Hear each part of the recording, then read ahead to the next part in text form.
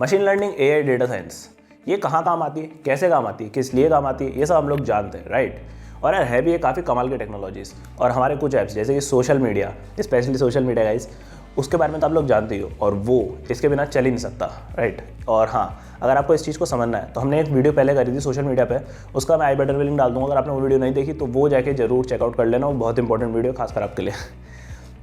तो यार वापस आते हैं हमारे टॉपिक पे, एआई, डेटा साइंस और एमएल। इनकी स्टार्टिंग कहाँ से हुई थी, कहाँ काम आते हैं हमको पता है, लेकिन स्टार्टिंग कहाँ से हुई थी, तो अगर आज करेंगे जब थोड़ी चर्चा मैं आपका हर्षबंग का वेलकम करता हूँ नए वीडियो में। So let's start with the video guys.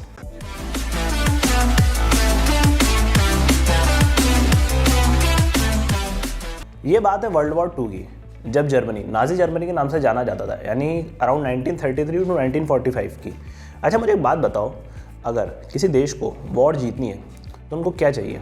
अच्छा थोड़ा सा अगर इस चीज़ का आइडिया नहीं लग पा रहा वॉर का, मूवीज़ तो सबने देखी है ना, राजा महाराजाओं के लिए मतलब उस चीज़ से कनेक्ट कर पाओ कि भाई वो लोग किस बारे में बात करते थे, कि भाई हमारी सेना कितनी बड़ी है, हमारे पास वेपन्स कितने, मतलब जो शस्त्र हैं उनको मतलब वो लोग शस्त्र बोलते थे, लेकिन आज के टाइम में वेपन्स बोलते हैं। तो इस चीज़ को कनेक्ट करो, अगर किसी भी देश को वॉर जीतनी है तो I think most of the peoples का आंसर ये रहेगा कि भाई अगर उनके पास वेपन्स अच्छे हों, उनके पास बड़ी आर्मी हो या अच्छी आर्मी हो, तो ये मतलब इससे जो है वॉर जीती जा सकती है। और ये काफ़ी हद तक सही भी है। लेकिन एक चीज़ सोचो, अगर आपके जो मैसेज हैं, मतलब आपका जो मैसेज है जो आप अपनी टीम को देना चाहते हो, यानी अपने सोल्जर्स को देना चाहते हो, वो अगर लीक होकर आपकी एनिमी के पास पहुंच जाए तो कितना बड़ा थ्रेट बन सकता है आपकी वॉर के लिए, मतलब आपकी टीम के लिए, आपके देश के लिए। और इससे आप जो है वॉर हार भी सकते हो, राइट। तो बस इसी चीज़ को हम समझाने वाले हैं। और इसी चीज़ को सॉल्व करने के लिए, नहीं इस प्रॉब्लम को सॉल्व करने के लिए जर्मनी ने जो है एनिग्मा का यूज़ किया था। एनिग्मा का मतलब क्या होता है पहले ही बताता हूँ। एनिग्मा का एक सिंपल सा मतलब है ऐसी चीज़ जिसको समझना बहुत ही ज़्यादा मुश्किल हो, ठीक है। अब एनिग्मा मशीन करती क्या है? एनिग्मा मशीन बेसिकली एक मशीन है जिसमें कि अगर आप कोई भी अपना मैसेज डालोगे तो वो उसको एक सीक्रेट कोड में कन्वर्ट करेगी, और वो कोड आपके मतलब जो भी आपका टीम मेंबर है उसको आप भेज सकते हो, ठीक है। और उसके पास वो मशीन सेम सेटिंग्स के साथ होनी चाहिए, तभी वो उस कोड को डिकोड कर सकता है, मतलब डिक्रिप्ट कर सकता है।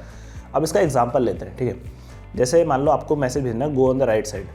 अब अगर ये मैसेज आपके एनिमी के पास चला जाता है तो सोचो वो लोग समझ जाएंगे कि आप लोग राइट साइड से आने वाले हो। तो इसको थोड़ा सा मतलब इसको जो है अपन एनिग्मा में डालते हैं। अब एनिग्मा में क्या कोड प्रिंट होगा, HGFD, ठीक है। और ये HGFD कोड जो है वो आपके पार्टनर के पास जाएगा, उस पार्टनर के पास जिसके पास भी एनिग्मा मशीन है, वो भी उसी सेटिंग्स के साथ जो कि आपकी एनिग्मा मशीन में है, तभी वो उस कोड को डिकोड कर पाएगा, मतलब डिक्रिप्ट कर पाएगा। फिर उसमें क्या मैसेज प्रिंट होगा, उसमें वापस मैसेज प्रिंट होगा go on the right side. जब वो उसमें मतलब वो डलेगा HGFD डलेगा, फिर उसमें मैसेज आएगा go on the right side, तब उसको पता लगेगा कि okay this is the message. अब ये बेसिकली एग्जांपल है, इसको मतलब एक्चुअली मत समझना कि यही उसमें डलता है, ये मैंने सिर्फ आपको समझाने के लिए बताया। अच्छा यार, अब आप लोग सोच रहे होंगे कि ऐसा तो हो ही नहीं सकता कि इस मैसेज को जो है डिक्रिप्ट करने का है, मतलब इस मैसेज का तोड़ नहीं हो, ठीक है, मतलब इस मशीन का तोड़ नहीं हो। अब कह सकते हैं तोड़ है भी सर, नहीं भी। इसके सिर्फ दो ही रास्ते थे, मतलब इसके कोड को समझने हैं। या तो आपका एनिग्मा मशीन हो, वो भी सेम सेटिंग्स के साथ, या फिर आपका दोस्त एलन ट्यूरिंग हो।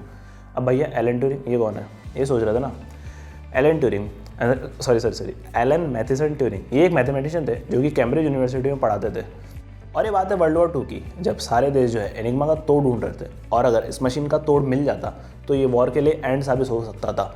और इसी कोशिश में ब्रिटिश मिलिट्री इंटेलिजेंस ने जो है अपने यहाँ के सबसे मतलब एक मिशन स्टार्ट किया जिसका नेम रखा अल्ट्रा। और इस मिशन में उन्होंने अपने देश के यानी ब्रिटेन के सबसे जो इंटेलिजेंस माइंड थे उनको हायर किया, बेसिकली मैथमेटिशियंस को हायर किया, जिनका काम था मतलब मैथमेटिशियन एक्सपर्ट्स को हायर किया जा सकता है, जिनका काम था लॉजिक बेस्ड एल्गोरिथम से इस मशीन का तोड़ बनाना। और इसी में एक नाम था एलन मैथिसन ट्यूरिंग का।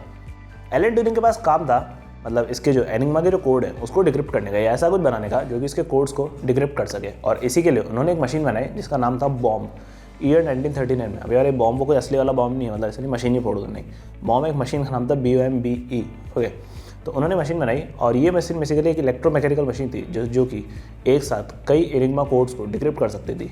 मतलब एनिग्मा मशीन जो है करीब 1 घंटा मतलब ऐसा कोई टाइम लेती थी एक कोड को बनाने में, और ये मशीन जो है कुछ ही टाइम में बहुत सारे कोड्स को एक बार में जो है पूरे डिक्रिप्ट कर देती थी।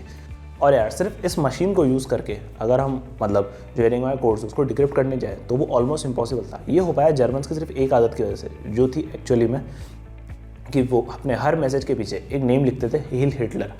अब ये आप कुछ भी कह सकते हो, उनकी आदत कह सकते हो या मतलब हिटलर का आदेश कह सकते हो, लेकिन वो ये चीज़ लिखते थे और सिर्फ इन वर्ड्स को यूज़ करके, यानी जो हील हिटलर वर्ड था उसको यूज़ करके जो एलन ट्यूरिंग थे उन्होंने हज़ारों पॉसिबल कॉम्बिनेशंस बनाए और उसके मतलब एनिग्मा के जो कोड्स थे उसको डिक्रिप्ट किया।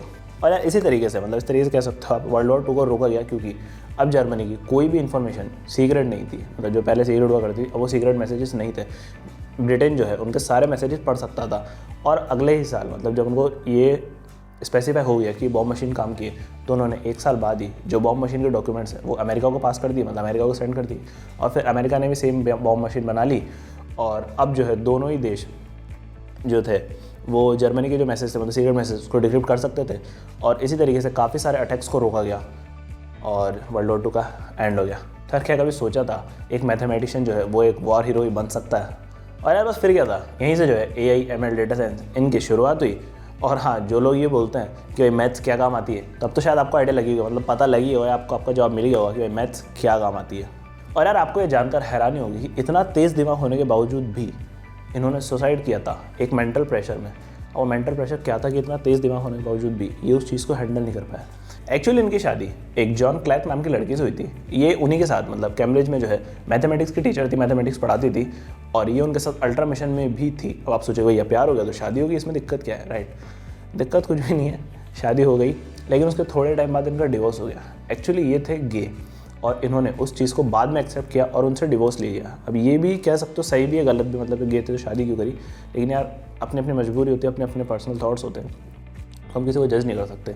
तो इन्होंने वहाँ से डिवोर्स लिया और वो टाइम था जब होमोसेक्सुअल एक्ट को जो है मतलब ब्रिटेन में क्राइम माना जाता था। अब सोचो इतने बड़े मैथमेटिशियन अल्ट्रा मिशन में, इतने बड़े मिशन में साथ दिया और एकदम से उनको एक क्रिमिनल का टैग मिल जाए और इसी वजह से यार उनकी जॉब भी चली गई, तो यार हर किसी का मेंटल प्रेशर तो आ ही जाएगा।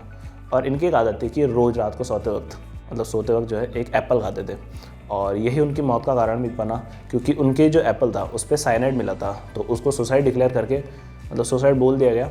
अब वो एक्चुअली में सुसाइड था या मर्डर था पता नहीं, बट अब सब मतलब फैक्ट में सुसाइड है तो हम भी यही बोलेंगे कि सुसाइड था, तो सुसाइड डिक्लेयर कर दिया गया। तो आशा करता हूँ यार आपको वीडियो पसंद आई होगी, पसंद आई हो तो लाइक करना, चैनल को सब्सक्राइब करे बिना मत जाना। और हाँ यार, अगर वो वाली वीडियो पहले वाली नहीं देखी तो आई बटन में लिंक है, अभी यहाँ है कि यहाँ है कोई आइडिया नहीं है, जाके देख लियो, ठीक है।